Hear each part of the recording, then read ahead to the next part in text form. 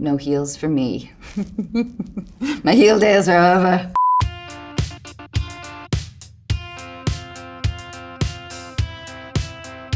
The House Bunny, 2008. I remember going to set every day and just feeling like, I can't believe this is happening.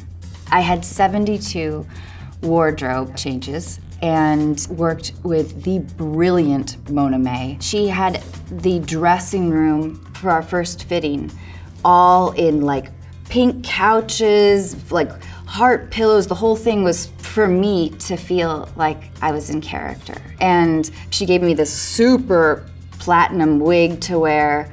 We had to do a lot of construction on the bra element. Oftentimes I would be sewn into my wardrobe, and very frequently, in order to hide the mic, they had to attach it to my very upper thigh, which means that antenna,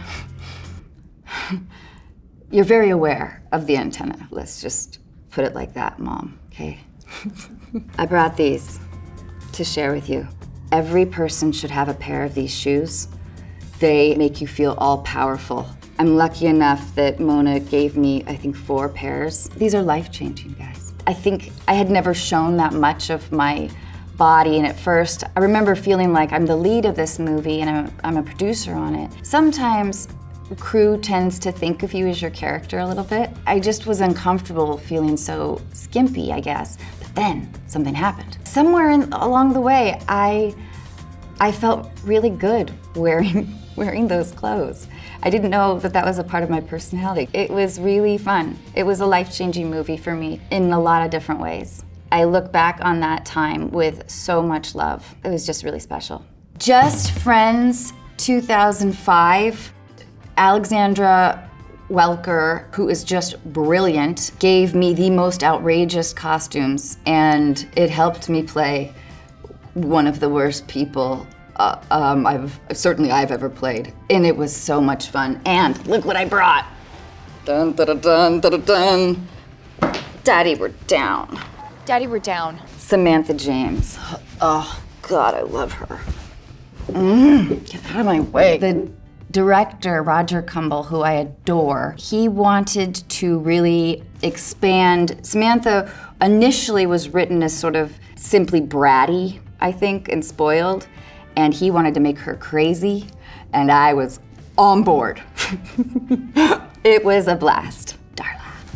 Alexandra immediately brought her brilliance to the table, and as soon as, she found the most amazing pieces and made it incredibly easy for me. And once I saw the wardrobe, I was like, oh yeah, this is on, love it. I loved this coat, so I got to keep it. I didn't steal it, promise. I had my rocker look in my opening scene of the movie. Everything was outlandish and entitled with her. This feels like just the beginning of all the fur. There's a scene where I had these crazy earmuffs on that made me feel incredibly childish. Character's incredibly obnoxious. She's like a pop star who has a rich dad or whatever. If you haven't been to Regina, Saskatchewan in January, and in a cold studio with shaving cream covering your breasts, then you just haven't lived. Scary Movie 2000. This was my first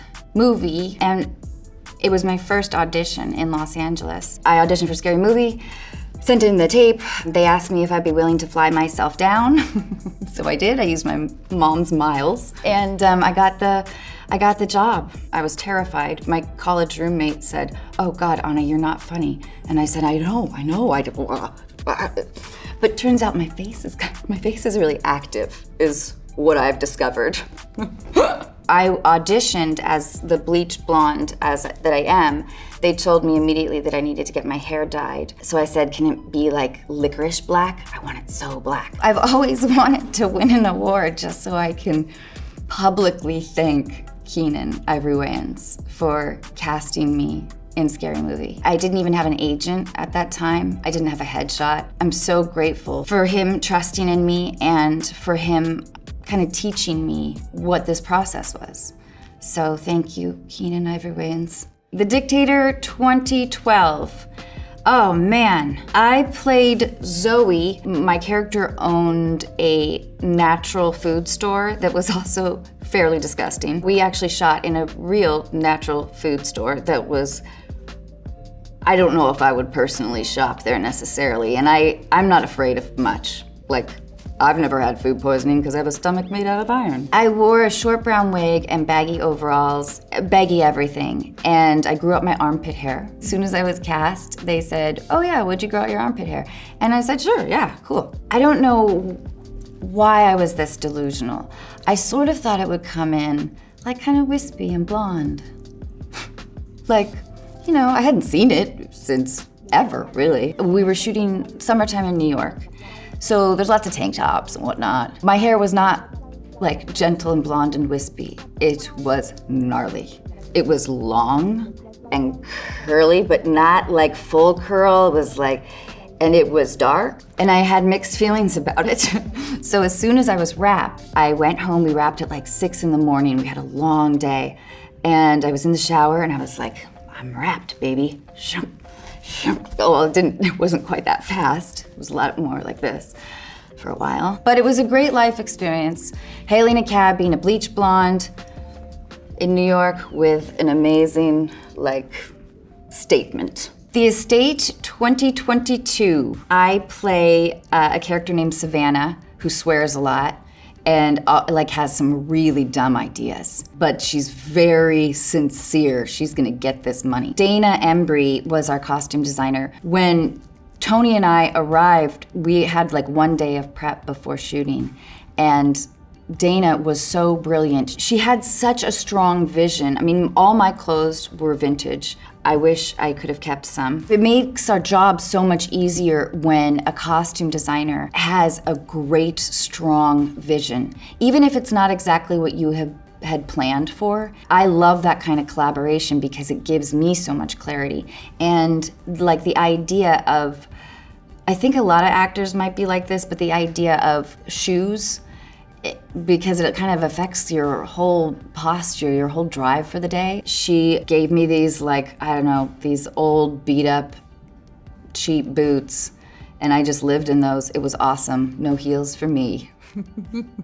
My heel days are over. I loved playing this character though. She was just unabashedly shameless. But there's a liberation in that. We had the most amazing cast on The Estate. It was so fascinating to be in a scene. We have a lot of group scenes, which it brought me back to my theater days. I would forget a line because I was watching David Duchovny and Rosemary DeWitt and Ron and Kathleen Turner and of course Tony. I didn't even open the script when it was sent to me. The cover page said Toni Collette. I didn't know if it had been offered to me or not, but I was willing to do anything I could to have the chance to work with her. Mom, 2013 to 2020. I was fortunate enough to wear very comfortable clothes and sneakers, and I loved slipping out of my sweatpants only to climb into a different pair of sweatpants. I just loved the practicality of it. It felt really good to be working, and I think it really reflected where Christy was in her life, that she had too much in her life to be on the hunt for men. She wanted a relationship, but her priorities had to be her kids, herself, her kids, and her work, making money. We wanted her to really look like she bought these at not a very fancy store at all. She couldn't afford to spend money on herself in any way. I loved playing such a strong, dynamic character. It was an honor. It was the whole thing. I love Allison Janney, and I loved working with her. She was my rock. And I just love her. And I loved performing live, and I loved how many people would come up to me and tell me that the show has really helped them. That is hugely moving to me. Thank you so much, Glamour. This has been awesome. I have been making everybody laugh.